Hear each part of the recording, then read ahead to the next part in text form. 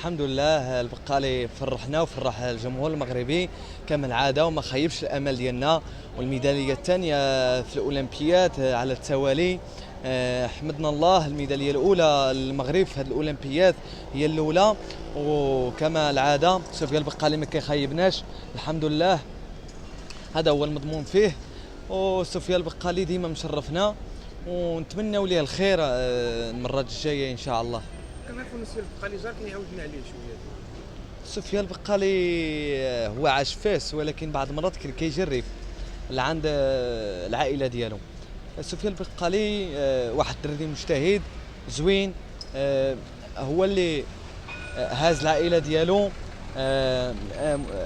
كما نقولوا واحد الدري جوهره فريده من نوعها، قاتل وصل، وهذا هو المضمون.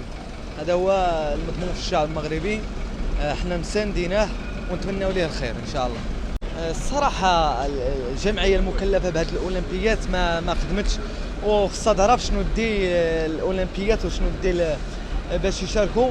دابا احنا كاملين المغاربه كاملين عولين على البقالي. علاش؟ لان ما عندناش اوتور وطنيه اللي غادي تخدم، وبالتالي ما جابش الله وما توفقناش.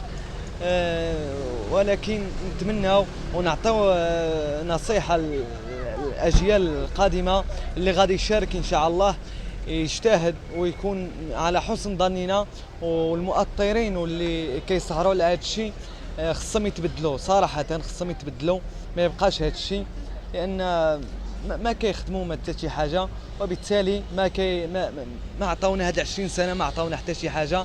البقالي عول على البقالي الوحيد اللي يجيب لك ميداليه، وبالتالي هاد الاطر راه ما خدامينش مزيان. البقالي فرحنا بزاف، ميداليه دار ميداليه ذهبيه وفرحنا بزاف، راه انجاز كبير، وهذا الشيء راه فرح المغاربه كاملين، وهذا الشيء مزيان. شنو الرساله ديالك؟